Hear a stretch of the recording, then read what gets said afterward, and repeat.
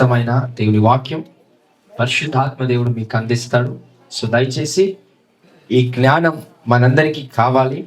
So when we receive this wisdom, ఈ జ్ఞానం మనం పొందుకున్నప్పుడు మన లైఫ్ అనేది అనేక పర్యాయములు బ్లెస్ అవ్వడానికి సిద్ధపరచబడుతూ ఉంటారు.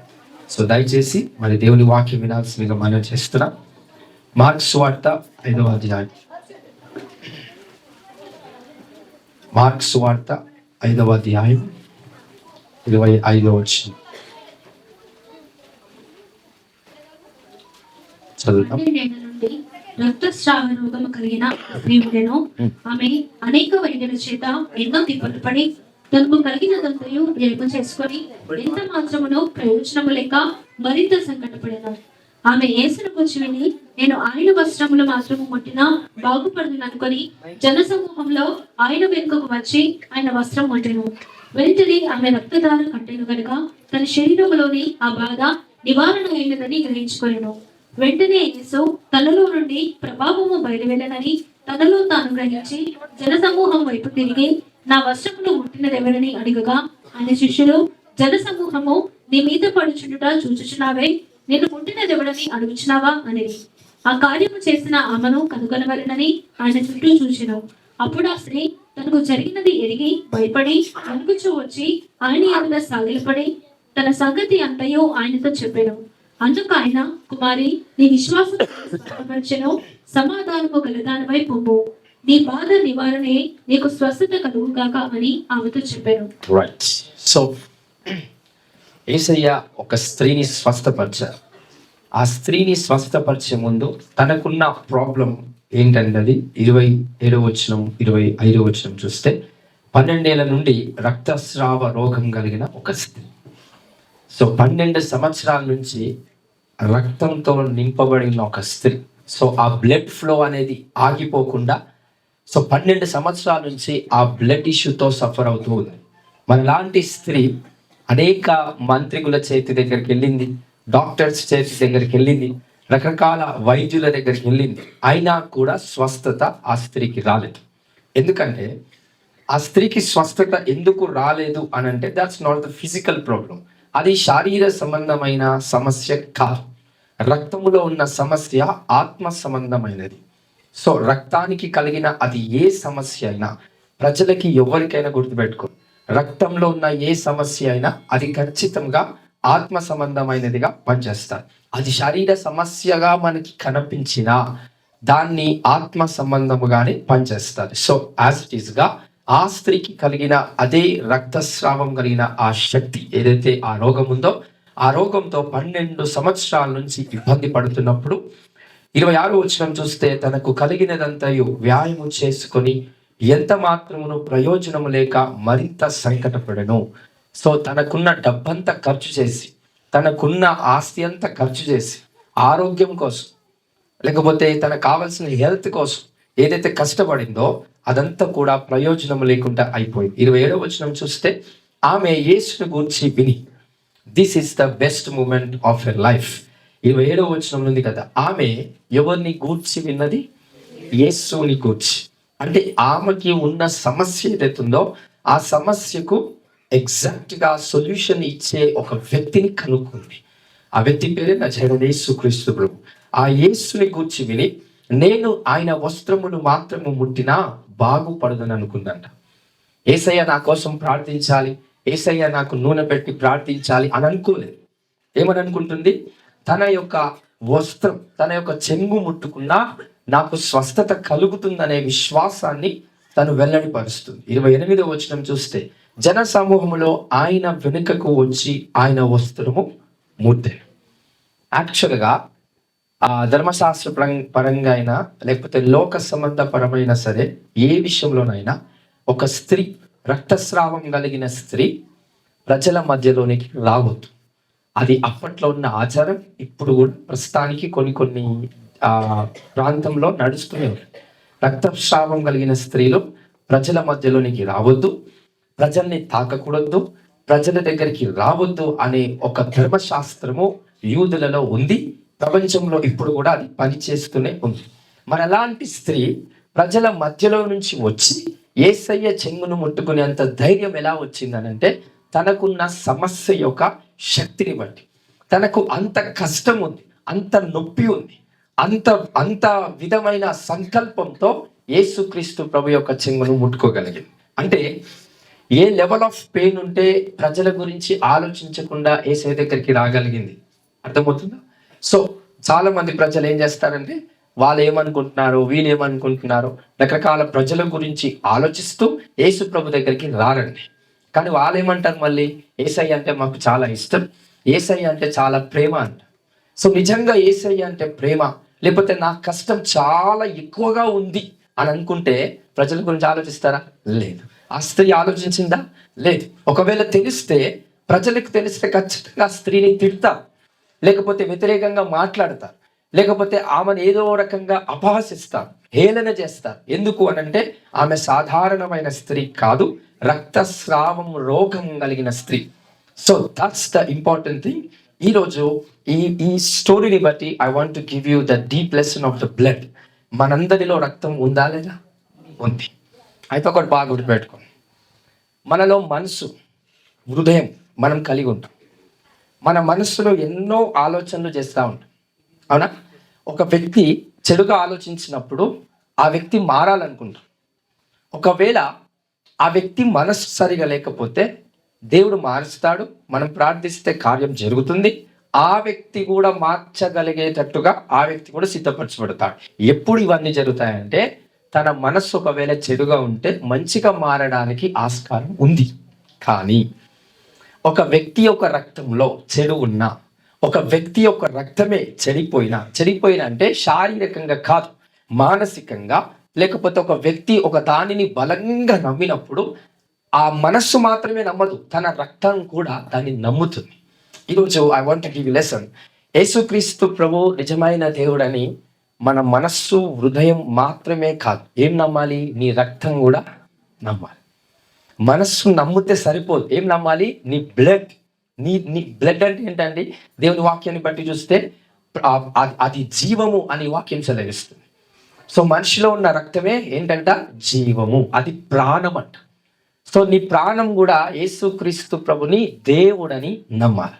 మనస్సు మాత్రమే కాదు, హృదయం మాత్రమే కాదు, నీ రక్తం కూడా యేసయ్యను నమ్మినప్పుడే నీ రక్తంలో మార్పులు వస్తాయి. అయితే చాలా మంది ప్రజలు మనస్సు మార్చబడతారు, హృదయం కొంచెం కొంచెం మార్చబడుతుంటది, కానీ రక్తం మార్చబడదండి. సో దానికి సమస్య మనకి మొదలవుతుంది. అందుకే కొంతమంది భర్తలుగా, భార్యలుగా, లేకపోతే చుట్టాలుగా, మన ఇంటి పక్కన ఉన్నవారుగా, లేకపోతే మన పిల్లలుగా, రకరకాల ప్రజలు మనతో ఉన్నవారు ఎవరైతే ఉంటారో వాళ్ళు మారాలని అనుకుంటాం, కానీ వాళ్ళు ఎంతకీ మారరు. 5 సంవత్సరాలు, 10 సంవత్సరాలు, 20, 30, 40, 50 సంవత్సరాలు ఏగుతూనే ఉంటారు, కానీ వాళ్ళు మార్పు వస్తుందా? రాదు. ఎందుకు అనంటే వాళ్ళ మనస్సు చెడిపోలేదు, వాళ్ళ హృదయం చెడిపోలేదు. ఏం చెడిపోయింది? రక్తమే మారిపోయింది. సో రక్తం మారిపోయినప్పుడు తన ప్రాణమే మారిపోయింది. DNA సిస్టమ్ అంతా కూడా కరప్టెడ్ అయిపోయినప్పుడు మనిషి మారాడండి. Those are the seed of serpents అని దేవుని వాక్యం సెలవిస్తుంది. సర్ప సంతానమా అంటాడు ఒక దగ్గర యేసుప్రభు. వీళ్ళంతా ఎవరు మరి? సర్ప సంతానం అంటే మనస్సు కరెక్ట్ లేనివారు అని కాదు, హృదయము చెడుగా ఉంది అన్నవారు కాదు. ఎవరు ఈ సర్ప సంతానము? రక్తమే, వాళ్ళలో ఉన్న జీవం, వాళ్ళలో ఉన్న రక్తమే సంపూర్ణంగా ఏమైపోయింది? చెడిపోయింది. అంటే వాళ్ళకి ఇక మనస్సాక్షి పని చేయదు, వాళ్ళకి ఇక రకరకాల విధాలమైన మనస్సు, ఏదైతే మంచి మనస్సు ఉండాలనుకుంటామో కొన్నిసార్లు అది వాళ్ళకి రాదు. నేను మారాలి అనేది మనకు ఉంటుంది, కానీ వాళ్ళకు ఉండదు. సో అలాంటి వారిని యేసు ఏమని పిలిచాడు? చెప్పండి. సర్ప సంతానమా, మన భాషలో అయితే పాములకు పుట్టినోడా అని అన్నట్టు. అంటే ఎంత దారుణమైన మాట. యేసయ్య అలాంటి వారిని అన్నారు. దానికి కారణం ఏంటి? రక్తం. వారిలో ఉన్న రక్తం అంతా కరప్టెడ్ అయిపోయింది. చూద్దాం దేవుని ఒక వాక్యాన్ని బట్టి. సో ఇది కొద్ది భాగము స్త్రీలకి ఇది వర్తిస్తుంది. సో దయచేసి మీరు కొంచెం జాగ్రత్త వినాల్సిందిగా మనం చేస్తున్నాను. లేవియకాండం 15వ అధ్యాయం 19వ.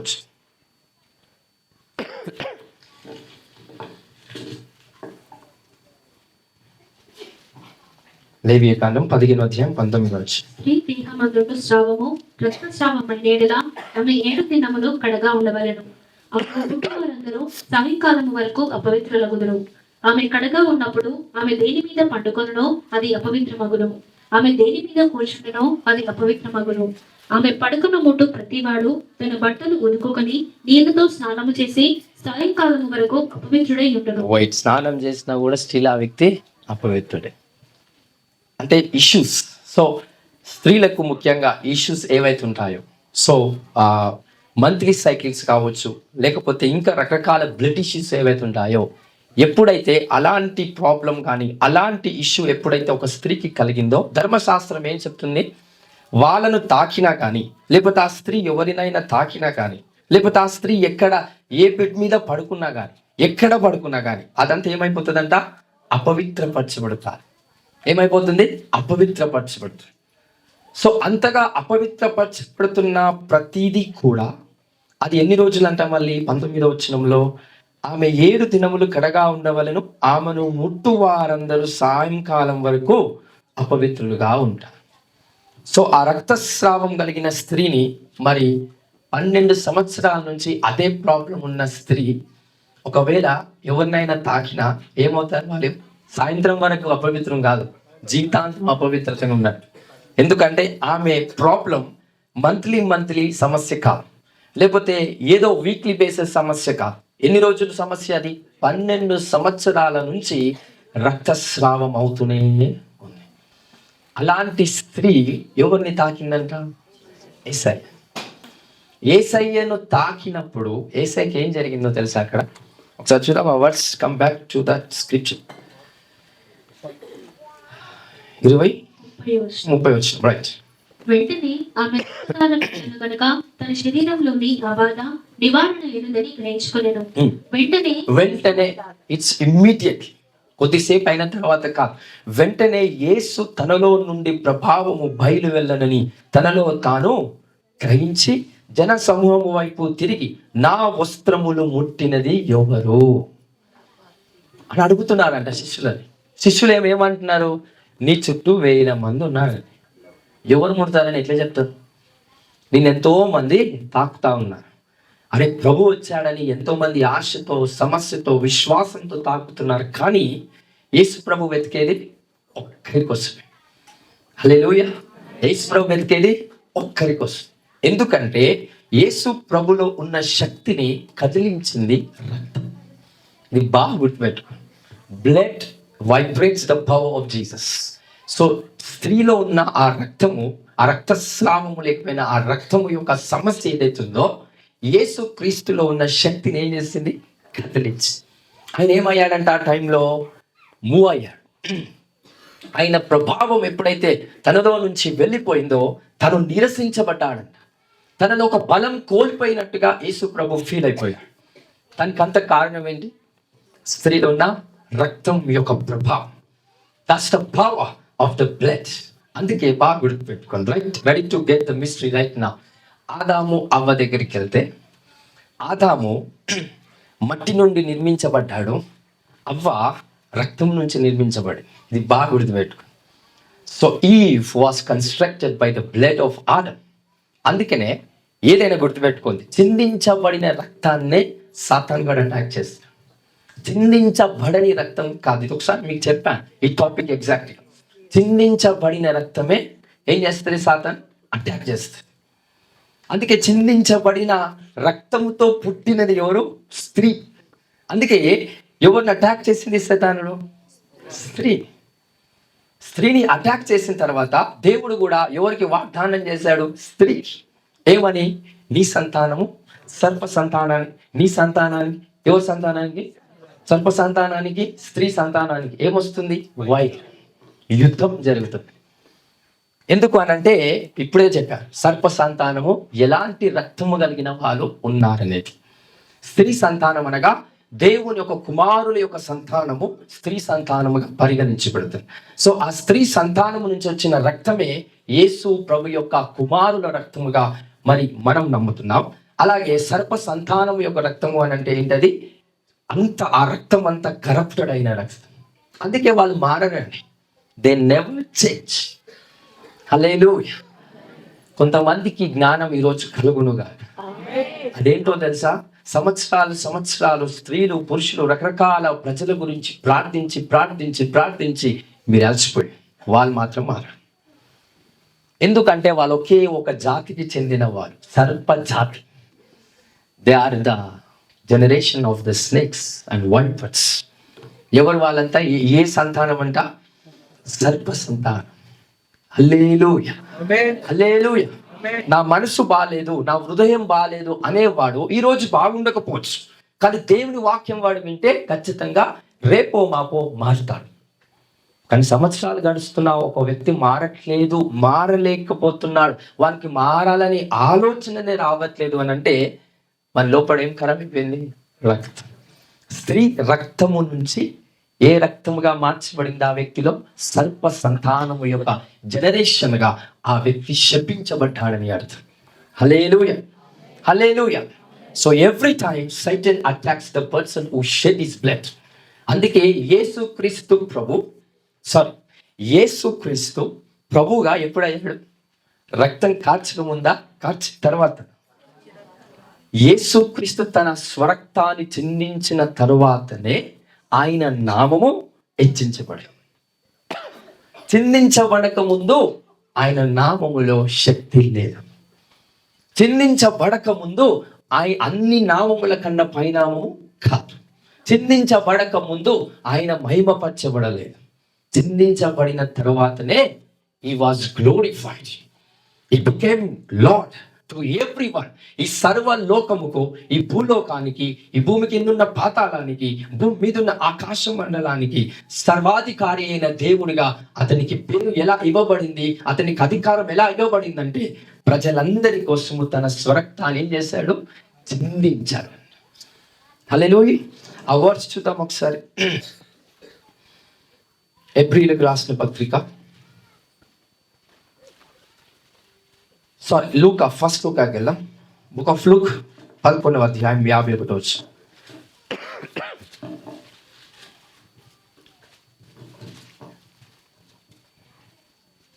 కాబట్టి లోకము పుట్టినది మొదలుకొని, అనగా హేబేలు రక్తము మొదలుకొని బలిపీఠమునకును మందిరమునకును మధ్యను నశించిన జకర్యా రక్తము వరకు చిందింపబడిన ప్రవక్తలందరి రక్తము వరకు. ఏం రక్తం అది?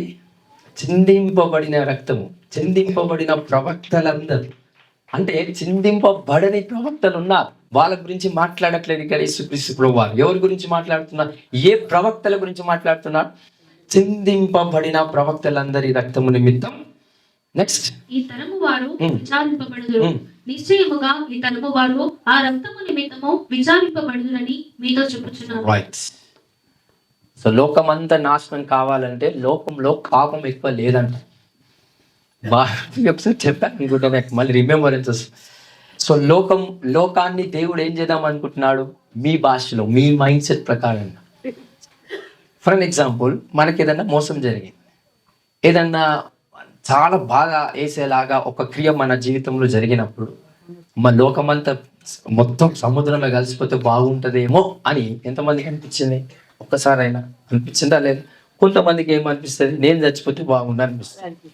కొంతమంది స్వార్థప్రియులకు ఏమనిపిస్తుంది? నేను కాదు, లోకం మొత్తం పోతే అయిపోతుంది, దరిద్రం అంతా వదులుతానని. ఏదో ఒక రాయి వచ్చి భూమిని గుద్దితే మొత్తం అయిపోతుంది. అంటే దేవుడు ఇలా చేస్తే బాగుండునేమో అని చాలా మంది పరిశుద్ధులకు, నీతిమంతులకు అనిపిస్తారు. ఎందుకంటే లోకంలో ఉన్న పాపమును చూసి, లోకంలో ఉన్న మోస క్రియలు చూసి మనకి బాధ వేసి అలాంటి మాటలు కొన్నిసార్లు అంటూ ఉంటాం. కానీ దేవుడు ఈ లోకాన్ని నశింప చేయడానికంట పాపం అంట సరిపోవట్లేదంట. అందరికి అర్థమవుతుందా? నీకు నాకు సరిపోతుంది, లోకంలో పాపం ఉంది కాబట్టి లోకమంతా కొట్టుకుపోతుందిరా. కానీ దేవునికి అది సరిపోవట్లేదంట. ఇంకెక్కువ పాపం చేస్తే అప్పుడు లోకాన్ని ఏం చేస్తా? నేను నాశనం చేస్తా. అందుకే అక్కడ 49 వర్షండి ఏం చెప్పినదేమనగా, ద విజ్డమ్ ఆఫ్ గాడ్. దేవుని జ్ఞానము ఏం చెప్తుంది? చదవండి. నేను వారి యొద్దకు ప్రవక్తలను అపొస్తలులను పంపుదును, వారు కొందరిని చంపుదురు, కొందరిని హింసించుదురు. దేవుని జ్ఞానం అంట ప్రవక్తలను పంపించి చంపిస్తానంట. అది జ్ఞానమా? అది జ్ఞానమా? ఎంతమందికి అర్థమవుతుంది? ఇప్పుడు నువ్వు ఒక వ్యక్తిని పంపించావు, చంపేయడానికి పంపిస్తుంది జ్ఞానం కలిగిన మాట అంటారా? అను. కానీ దేవుని జ్ఞానం ఏం చెప్తుంది? ప్రవక్తలను అపోస్తలస్ని ఏర్పాటు చేసుకొని పంపిస్తుందంట. దేనికోసము? చంపడానికి.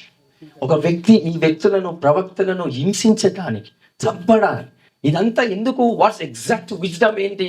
జ్ఞానం ఏం తెలియపరుస్తుంది? ఎప్పుడైతే ప్రవక్తల రక్తము చిందించబడుతుందో దట్స్ డన్. దానికి మించిన పాపము లేదంట. ఆ సిన్ ఎప్పుడైతే ప్రజలు చేస్తారో దట్స్ ద మూమెంట్ దేవుడు తన ఉగ్రతను రెడీగా చేసి పెడతాడు. అంటే ఏ పాపం చేసినా ఆ పాపము ఈ లోకంలో నింపబడదు, కానీ ద గ్రేటెస్ట్ సిన్ అనేది ఒకటి ఉంటుంది. అదేంటంటే దేవుని ప్రవక్తలు కానీ అపోస్తల్స్ కానీ ఎప్పుడైతే ప్రజలు వాళ్ళను ఏదైనా చేయడం, చంపడం చూస్తామో that's the time of the punishment. దేవుడు ఆ పాపమును బట్టి ఉగ్రత ఈ భూమి మీదకి తీసుకొని వస్తాడు. హల్లెలూయా. మరి ఈ కాలంలో అవి జరుగుతున్నాయా లేవా? జరుగుతున్నాయి. సో అలాంటివి జరగొద్దు అని మనం రకరకాలుగా ప్రార్థన చేసినా 100% మీ ప్రార్థన పని చేయదు. ఎందుకు పని చేయదు? పాపం లోకంలో ఏమవ్వాలా? పెరగాలి. మీరు అనుకుంటున్న పాపం కాదు, దేవుడు అనుకుంటున్న పాపం. మీరు అనుకుంటున్న పాపాలని పనికిరాని పాపాలని, అది మనిషి మదమెక్కి చేసే పాపాలు. కానీ దేవుడి దృష్టి ప్రకారంగా పాపం ఏంటంటే కక్షతో చేసే పాపం. మనిషి ఏదైతే దేవునికే వ్యతిరేకంగా చేస్తాడో అది దేవునికి సంబంధమైన పాపం. దాని విషయంలో లోకాన్ని క్షమించకుండా లోకాన్ని నాశనం చేస్తాడు. హల్లెలూయా.